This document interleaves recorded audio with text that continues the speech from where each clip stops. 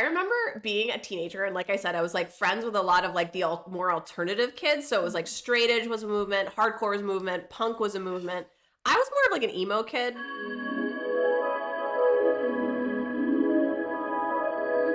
So like that was more. Bangs?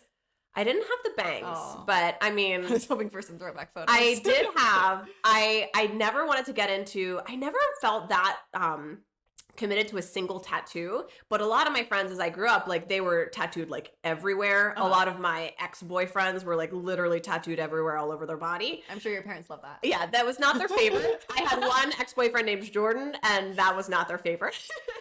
But as a teenager, I was like, oh, but I can get piercings and hide them from my parents. And hide them. That doesn't leave a lot of areas, Kathryn. Well, so I know where your mind just went, and yes, that is true. But also, I got my septum pierced, which, like, for anyone, it's like the bull nose, like it's like a ring that goes into like your septum area, and you just flip it up. And I would just flip it up. And there's a story about that. My parents found out. It was very funny. I got the under my tongue web pierced. So like under. Oh, I remember when that was a thing. So I was just like, and like all over my ears were pierced, and I would just like hide it with my hair.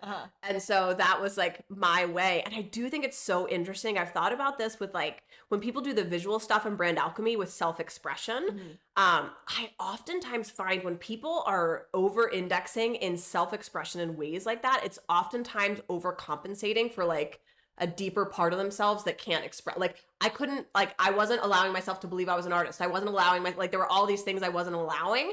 And so I was like, let me just like control what I can control. Yeah. And so I like pierced a lot of things as a teenager. So anyway, but my story about the septum, I worked at H&M.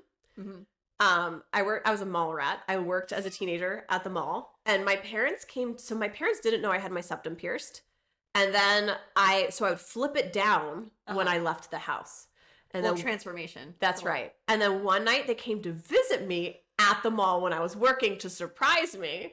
And they walked into the store and they saw my septum piercing, and they didn't even say a word. They just turned around and left. The Catholic guilt. Yeah. Immediate guilt eyes. You know what you did.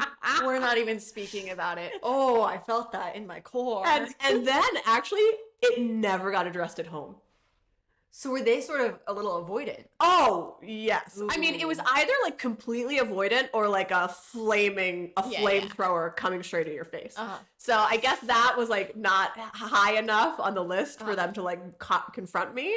So yeah, it was like this very weird thing. It was like I knew that they had seen it, like they knew, but like we just never talked about it.